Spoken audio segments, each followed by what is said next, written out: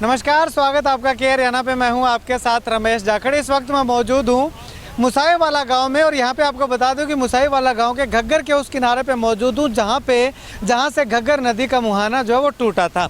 इससे पहले मैंने आपको तस्वीरें दिखाई थी, इस तरफ मैं आपको दिखाना चाहूँगा। यहाँ पे मैंने आपको जो है वो तस्वीरें दिखाई थी कि एक बहुत बड़ा गड्ढा जो है वो 2 से 3 एकड़ के अंदर जो है वो गड्ढा हमें दिखाई दे रहा था और काफ़ी गहरा गड्ढा जो है वो यहाँ पे था। तो अब ऐसे में यहाँ पे आपको बता दें कि खालसा एड का नाम आपने ज़रूर सुना होगा। किसान आंदोलन में काफ़ी प्रचलित नाम जो है वो ये खालसा एड रहा है और ये इंटरनेशनल संस्था है जो कि समाज हित के कार्य जो वो लगातार निरंतर जो है वो करती है। अब ऐसे में मुसाई वाला गांव में ये जो आप बांध बांधने का काम आप लगातार देख रहे हैं, लगातार जो है वो यहाँ पे जेसीबी, ट्रैक्टर, पोकलेन मशीनें, यानी कि पूरा का पूरा अमला जो है वो खालसा एड ने जो है वो यहाँ पे ला करके खड़ा कर दिया है कि आखिर जैसे तैसे करके इस बांध को बांधा जाए। अब ये बांध जो है वो मैं आपको दिखाना चाहूँगा। ये बांध जो है वो बांध चुके हैं, बांधा जा चुका है। एक तरफ घग्गर नदी है और दूसरी तरफ जो है वो ये बांध जो है वो इस घग्गर नदी के ऊपर बिल्कुल बांधा जा चुका है और कुछ काम अभी बाकी है। तो वो काम जो है वो लगातार ये इनके द्वारा जो है वो लगातार जो है वो चल रहा है। यहाँ पे मशीनें वगैरह लगी हुई हैं और इसके अलावा अगर मैं सामने आपको दिखाना चाहूँ तो वो तंबू आप देखिएगा। ऐसा नहीं है कि सुबह आ जाते थे, शाम को लगते थे, लेकिन दिन और रात यहाँ पे मेहनत लगातार जो है वो खालसा एड के वॉलंटियर्स के द्वारा की गई और यहाँ पे अपना खाना पीना बना करके जो है वो यहाँ से लगातार जो है वो खाते पीते और ट्रैक्टर और जेसीबी पे चढ़ जाते। और यहाँ पे लगातार आप इस तरफ देखिएगा, जैसे जैसे ट्रैक्टरों की ज़रूरत कम होती गई तो ट्रैक्टर जो है वो वहाँ पे इकट्ठा खड़े करते गए हैं। उसके बाद इस तरफ मैं आपको तस्वीरें दिखाना चाहूँगा। तमाम इन खालसा एड के साथियों को सैल्यूट करना चाहूँगा कि इन तमाम लोगों ने यहाँ पे आ करके जो है वो इस बांध को बांधने का काम किया। खैर, इनसे बातचीत करेंगे कि आखिर कितने दिन यहाँ पे इनको हो चुके हैं और पीछे जो है वो कहाँ कहाँ अपनी सेवा लगा करके आए हैं और आने वाले समय में जो है वो ये कहाँ पर बांध बांधने का काम करेंगे। लेकिन उससे पहले एक तस्वीर में आपको उस तरफ जो है वो जूम करके दिखाना चाहूँगा। वहाँ पर भी आप देखिएगा कि दर्जनों की संख्या में ट्रैक्टर जो है वो वहाँ पे लगातार चल रहे हैं और 2 जेसीबियाँ भी वहाँ पे जो है वो लगातार लगी हुई है।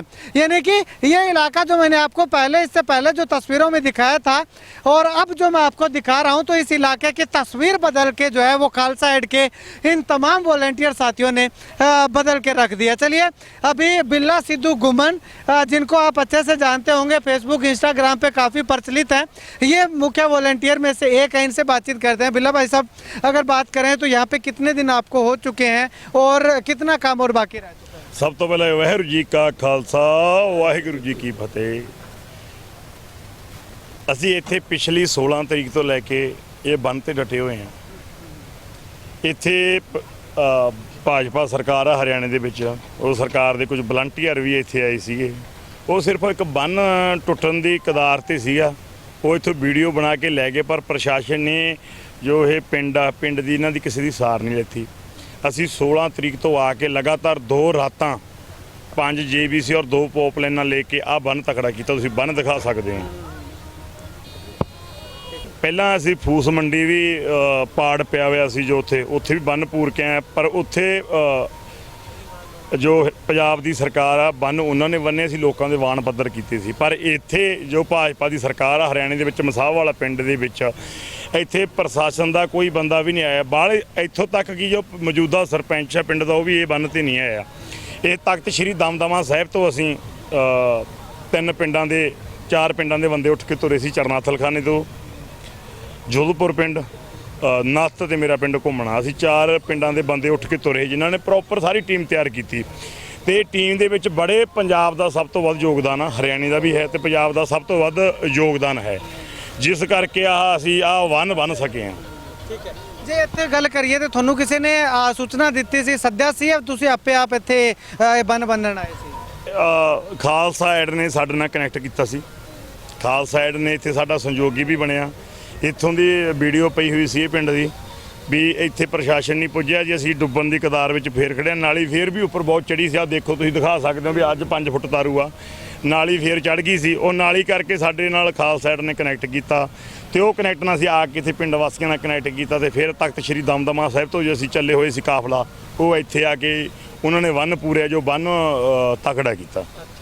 ਤੇ ਆਪ ਜੇਕਰ ਪਿੱਛੇ ਦੀ ਗੱਲ ਕਰੀਏ ਤਾਂ ਕਿੱਥੇ ਕਿੱਥੇ ਬੰਨ ਕੇ ਆਏ ਹੋ ਤੁਸੀਂ ਤੇ ਕਿਸ ਤਰ੍ਹਾਂ ਦੀ ਮਦਦ ਲੋਕਾਂ ਦੀ ਕੀਤੀ ਹੈ? ਅਸੀਂ ਫੂਸ ਮੰਡੀ ਪਿੰਡ ਸਾਧੂ ਵਾਲਾ ਪਿੰਡ ਪੈਂਦਾ ਨਾਲੀ ਦੇ ਨਾਲ, ਜਿੱਥੇ ਸਭ ਤੋਂ ਵੱਡਾ ਪਾੜ ਸੀ। ਤਕਰੀਬਨ 4 ਕਿੱਲਿਆਂ ਦੇ ਵਿੱਚ ਪਾੜ ਸੀ, ਬੰਨ ਦੇ ਵਿੱਚ ਨੱਕਾ ਹੋਇਆ ਸੀ।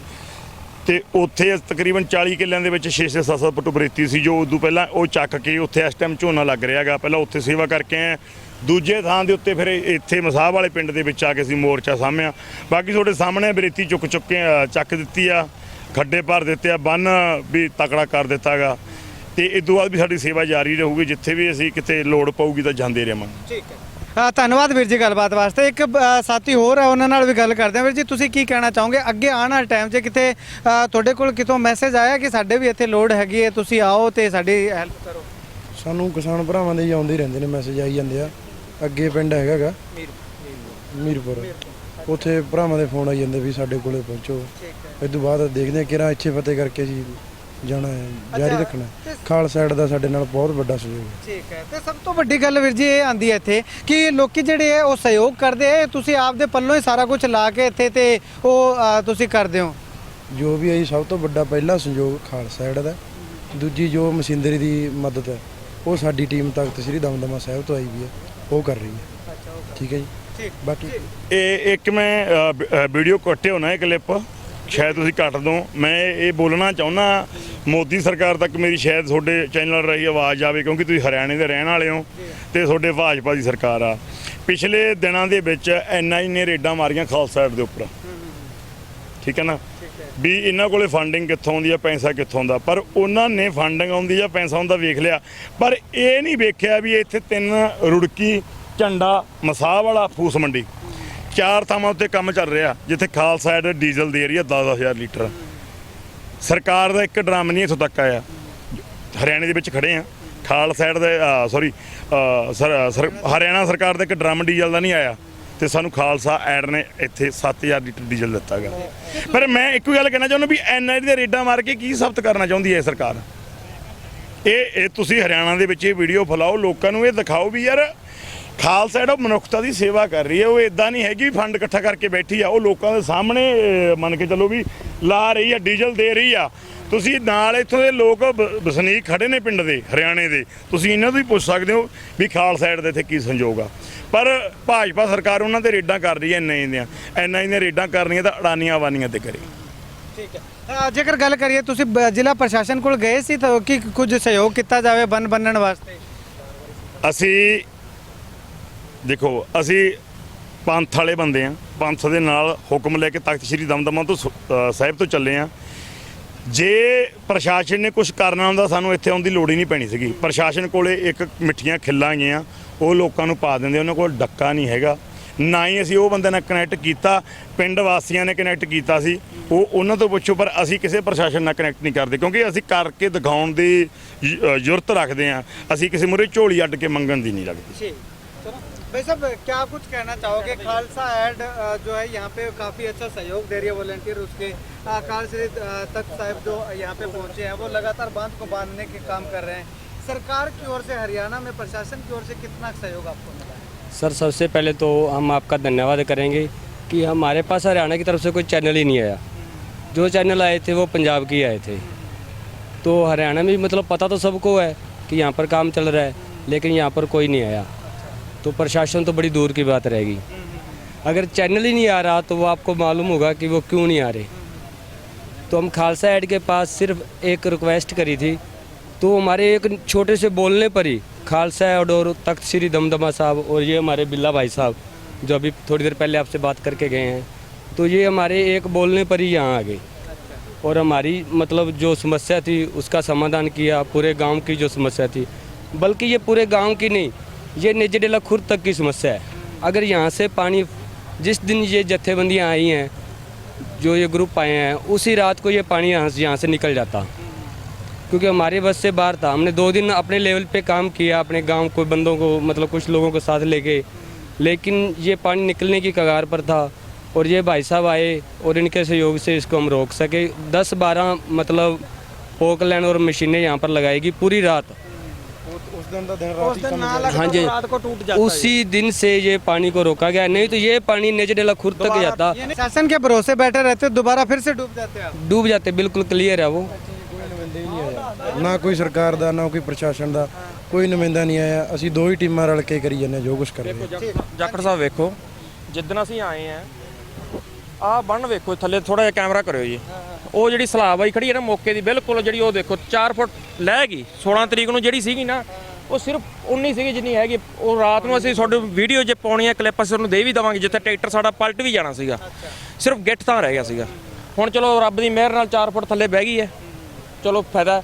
ਆ ਵੀ ਵੇਖੋ, ਅੱਜ ਸਵੇਰ ਤੋਂ ਆ ਨਵੀਂ ਮਿੱਟੀ ਪਈ ਵੀ ਆ ਵੇਖੋ, ਉਹ ਪੁਰਾਣੀ 16 ਤਰੀਕ ਦੀ ਪਾਈ ਵੀ ਆ। ਤੁਸੀਂ ਜ਼ੂਮ ਕਰਕੇ ਦਿਖਾ ਦਿਓ, ਬਿਲਕੁਲ ਨਾਲ ਕੰਢੇ ਤੇ ਲੱਗਿਆ ਹੋਇਆ। ਆ ਉੱਚੀ ਕਰੀ ਹੈ। ਸਾਡਾ ਹੱਕ ਕੀ ਹੈ, ਚਲੋ ਕਮੇਟੀ ਬਣੀ ਵੀ ਹੈ ਤਖ਼ਤ ਸ੍ਰੀ ਦਮਦਮਾ ਸਾਹਿਬ ਦੀ, ਠੀਕ ਹੈ ਜੀ। ਆਹ ਬੰਨ ਵੀ ਅਸੀਂ ਇਹਦੇ ਨਾਲੋਂ ਹਜੇ 4 ਫੁੱਟ ਹੋਰ ਚੱਕ ਕੇ ਜਾਵਾਂਗੇ, ਗਾਂ ਇਹਨਾਂ ਨੂੰ ਪਿੰਡ ਵਾਲਿਆਂ ਨੂੰ ਤਕਲੀਫ ਨਾ ਕੋਈ ਆਵੇ, ਠੀਕ ਹੈ ਜੀ। ਟਰੈਕਟਰ ਹੁਣ ਸਾਰੇ ਆ, ਮਤਲਬ ਉਹ ਖੜੇ ਆ ਜਿਹੜੇ, ਉਹ ਟਰਾਲੀਆਂ ਦਾ ਕੰਮ ਖਤਮ ਹੈ। ਉਹ ਤਾਂ ਖੜੀਆਂ ਟਰਾਲੀਆਂ ਇੱਥੇ ਬੰਨ ਤੇ ਨਹੀਂ ਚੱਲ ਸਕਦੀਆਂ, ਕੰਮ ਪਲਟਣ ਦਾ ਚਾਂਸ ਵੀ ਇੱਧਰ ਹੀ ਪਲਟ ਸਕਦੀਆਂ। ਹੁਣ ਕਿਰਾਇਆ ਜਿੰਨੇ ਆ ਜਾਂ ਮਿੱਟੀ ਇੱਥੇ ਕੋਲੇ ਕਰਤੀ ਉਹਨਾਂ ਨੇ, ਉਹ ਵੇਖੋ ਕੈਮਰਾ ਘੁਮਾਇਓ ਥੋੜਾ ਜਿਹਾ, ਆ ਸਾਰੀ ਮਿੱਟੀ ਸਾਰੀ ਜਮ੍ਹਾਂ ਕਰਤੀ। ਹੁਣ ਜਿੰਨਾ ਸਾਡਾ ਟਰੈਕਟਰ ਕਿਰਾਏ ਵਾਲਾ ਸੀਗਾ, ਉਹ ਸਾਰਾ ਟਰੈਕਟਰ ਹੁਣ ਮੌਕੇ ਦਾ ਇੱਥੇ ਬੰਨ ਤੇ ਚੜਾਈ ਜਾਂਦੇ ਆ। ਅੱਜ ਇੱਥੇ ਮੌਕੇ ਤੇ ਬੰਨ ਤੇ ਸੇਵਾ ਹੈ, 2 ਘੰਟੇ ਬੰਨ ਤੇ ਲਾਉਣੀ ਆ, 2 ਫੁੱਟ ਵਧੇ 3 ਫੁੱਟ ਚੱਕੀ ਜਾਵੇ, ਉਹ ਬੰਨ ਦੇ ਬਰਾਬਰ ਅਸੀਂ ਕਰਤਾ ਮੌਕੇ ਤੇ, 3 ਫੁੱਟ ਹੋਰ ਚੱਕਣਾ। ਬਾਕੀ ਜਿਹੜੀ ਆ ਜ਼ਿਮੀਂਦਾਰਾਂ ਦੀ ਫਸਲ ਹੈ, ਇਹਨੂੰ ਵੀ ਮਤਲਬ ਜਿੱਥੇ ਖੱਡੇ ਉਹ ਵੀ ਭਰਨ ਦੀ ਸਵੇਰੇ ਸੇਵਾ ਕਰਕੇ ਨਵੇੜ ਕੇ ਜਾਵਾਂਗੇ, यानी कि पूरा कंप्लीट करके ਜਾਵਾਂਗੇ। ਜਿਹੜਾ ਫੂਸ ਮੰਡੀ ਹੈ ਤੁਸੀਂ ਜਾ ਕੇ ਕਵਰ ਕਰ ਸਕਦੇ ਹੋ, ਉੱਥੇ ਵੀ 55 ਕਿੱਲਿਆਂ ਦਾ ਟੱਕ ਸੀਗਾ, ਜਿਹੜਾ ਕਿ ਬੰਨ ਵੀ ਬੰਨ ਕੇ ਦਿੱਤਾ, ਠੀਕ ਹੈ ਜੀ। ਕੰਪਿਊਟਰ ਕਰਾਇਆ, ਹੁਣ ਲੱਗ ਕੇ ਇੱਥੇ ਝੋਨੇ ਲੋਕ ਲਾਉਣ ਲੱਗ ਗਏ ਆ, ਠੀਕ ਹੈ ਜੀ। ਆਪਣਾ ਹੱਕ ਬਣਦਾ ਜੀ, ਸਾਰਾ ਗਰੁੱਪ ਪਿਆ, ਸਾਰੇ ਅਸੀਂ ਪੰਜਾਬ ਵਾਸੀਆਂ ਦਾ ਧੰਨਵਾਦ ਕਰਦੇ ਹਾਂ। ਅੱਡੋ ਅੱਡ ਪਿੰਡਾਂ ਦੇ ਬੰਦੇ ਆਏ, ਨਾਂ ਲੈਣ ਤੋਂ ਬਹੁਤ ਲੰਮੀ ਵੀਡੀਓ ਹੋ ਜਾਣੀ ਆ। ਬਾਕੀ ਆਪਾਂ ਇਹ ਗਰੁੱਪ ਆ ਜਿਹੜਾ ਤਖ਼ਤ ਸ੍ਰੀ ਦਮਦਮਾ ਸਾਹਿਬ ਦਾ ਆਪਾਂ ਨਾਂ ਰੱਖਿਆ ਹੋਇਆ, ਠੀਕ ਹੈ ਜੀ। ਉਹਦੇ ਹੁਣ ਮੌਕੇ ਦਾ ਅਸੀਂ ਹੁਣ ਆ ਜਿਹੜਾ ਖੱਡਾ ਜੀ 70 ਫੁੱਟ ਡੂੰਘਾ ਸੀਗਾ ਇਹ, ਘੱਟੋ ਘੱਟ ਬਹੁਤ ਤਕੜਾ ਸੀ, ਜੋ ਪਹਿਲਾਂ ਕਵਰ ਕਰਕੇ ਗਏ ਹੋ ਤੁਸੀਂ ਇੱਥੇ। ਆ ਹੁਣ ਥੋੜਾ ਜਿਹਾ ਰਹਿ ਗਿਆ ਜੀ, ਮਤਲਬ ਕੋਈ 20 ਫੁੱਟ 25 ਫੁੱਟ ਰਹਿ ਗਿਆ, ਜਿਹੜਾ ਮਤਲਬ ਥੱਲੇ ਦਾ ਡੂੰਘਾ ਕਰਤਾ। ਆ ਸਾਰਾ ਹੁਣ ਕਰਕੇ ਕੰਪਿਊਟਰ ਕਰਾਇਆ ਲੋਨ ਤੱਕ करके जावांगे, कंप्यूटर करा बाद च ला के सारा कंप्लीट करके जावांगे। शुक्रिया बातचीत के लिए। तो यहाँ पे मैं आपको इस तरफ तस्वीरें एक बार दिखाना चाहूँगा, जहाँ पे आप देखिएगा ये जो ट्रैक्टर चल रहे हैं, ये यहाँ पे गड्ढे, यहाँ पे जो गड्ढा था उस गड्ढे का एक छोटा सा हिस्सा जो है वो यहाँ पे बचा हुआ है।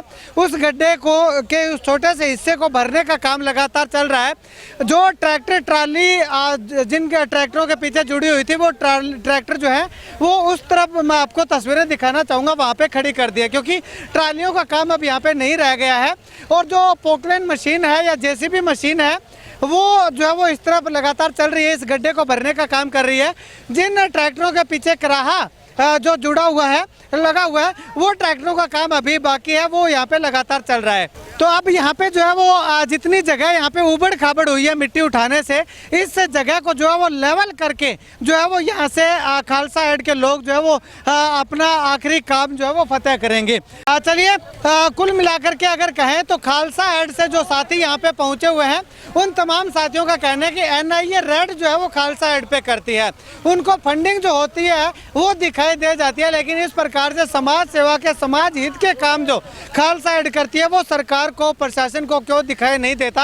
अब यहाँ पे अगर मुसाईवाला गांव की बात करें तो ये हरियाणा का पहला गांव है, और इस पहले गांव में लगातार जो है वो इनको 6 से 7 दिन हो चुके हैं, लेकिन प्रशासन यहाँ पे आना तो दूर की बात, इधर देखा तक भी नहीं है कि आखिर ये काम कर रहे हैं तो कैसे कर रहे हैं, आखिर कहाँ से इनके पास इतना पैसा आता होगा। तो कुछ ना कुछ हो सकता है कि सहायता की जाए। लेकिन प्रशासन की अगर बात करें तो इससे पहले मैंने आपको पनियारी गांव का वीडियो भी दिखाया था, वो तमाम लोग साफ तौर पे कह रहे थे कि नदी में पानी आना शुरू हो चुका है, प्रशासन के सहारे बैठे रहेंगे तो डूब जाएंगे। अब ऐसे में प्रशासन तो दोबारा से डुबोने की फिराक में था, लेकिन भला हो इन खालसा एड का जो यहाँ पे आए और इस बांध को बांधने का काम शुरू किया, जैसे तैसे करके ये लोग जो है वो दोबारा डूबने से जो बच गए। पनियारी गांव की बात करें तो वहाँ से थोड़ा कम टूटा था, वहाँ पे लोगों ने अपने स्तर पे जो वो बांध को बांधने का काम किया था।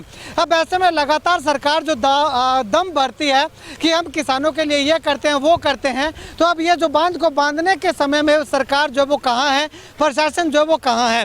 जब घग्गर में बाढ़ आ गई थी, बांध टूट गए थे, उस समय प्रशासन लगातार लोगों से सहयोग की उम्मीद कर रहा था, तो अब लोगों को भी तो प्रशासन के सहयोग की उम्मीद है।